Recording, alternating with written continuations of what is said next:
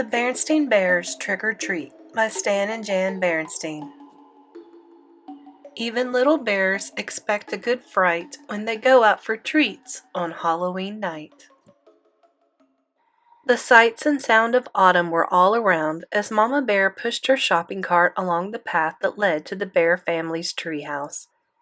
The trees and shrubs were ablaze with color. Farmer Ben's pumpkin stood bright orange in the October sun. The crows cawed noisily as they searched the stubble for bits of corn. Wild geese in great V formation honked high in the sky as they flew south. But the surest sign of the season was inside the treehouse, hiding behind Papa Bear's easy chair. It was Brother Bear waiting to try out his Halloween costume on Mama. It wasn't Halloween yet, but Brother and Sister couldn't wait to try on their new costumes. Sister was going to be a beautiful ballerina. "What do you think?" she asked, taking the third position. "Shh," said Brother. "Mama's coming." Brother had chosen to be a spooky monster on Halloween. He had bought the spookiest monster mask he could find, and Mama made the rest of the costume. "Boo!" he shouted as Mama came in with the groceries. "Help! A monster!" she cried, pretending to be frightened. "It's only me, Mama," he said, showing his face. "So it is," said Mama. "Well, that just goes to show that appearances can be deceiving." "Appearances can be deceiving? What's that mean?" asked Sister. "It's just a grown-up way of saying that things aren't always what they look like," explained Mama as she unpacked the groceries. "Look, goodies!" said Brother. "Hands off, please," said Mama. "Those are for trick-or-treaters who come to our house tomorrow night." Brother and Sister were very excited about Halloween, and a little nervous too. This was the first year they would be going trick-or-treating without a grown-up along to supervise. "I'm not so sure I like the idea of them going by themselves," said Papa, as he carved the pumpkin he got from Farmer Ben. "It's pretty spooky out there," he added, making a scary face at the cubs. "Now, Papa," said Mama, "if Brother and Sister want to accept the challenge of going out on their own, I think we should encourage them.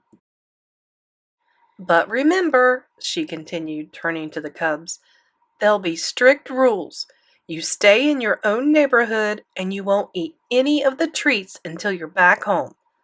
"Besides," said Brother, "we won't really be by ourselves. We made a trick-or-treat date with Cousin Freddie, Lizzie Bruin, and Queenie McBear." "There," said Papa, putting the finishing touches on the jack-o'-lantern. Then he lit a candle inside it and turned out all the lights. It was pretty scary. The next day, Brother and Sister began planning the trick-or-treat route they'd follow that night. Brother got a pencil and paper and made a map of the neighborhood. That way, he explained, they wouldn't miss anybody. "Let's see now," he said. "We'll stop at our houses first. Ours, Freddie's, Lizzie's, and Queenie's.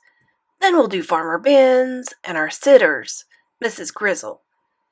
"Mrs. Grizzle for sure," agreed Sister. "She usually makes special Halloween cookies. And Teacher Jane, she gives out good stuff." "How about Dr. Grizzly?" asked Brother. "She's into healthy snacks." "I think so, just to be polite," said Sis. "Gramps and Gran, of course."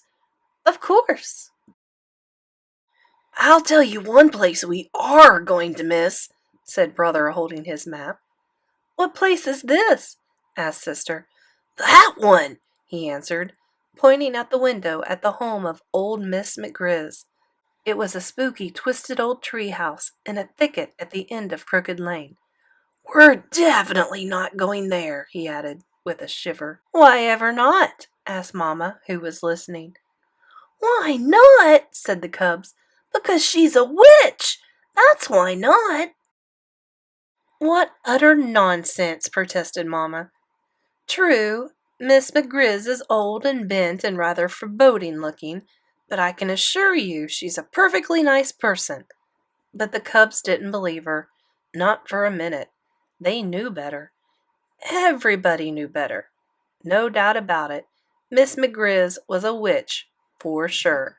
Just after dark, a pirate, a skeleton, and the wicked queen from Snow White came for brother and sister. They were Freddie, Lizzie, and Queenie, of course, and together they ventured out into the darkness with their trick-or-treat bags.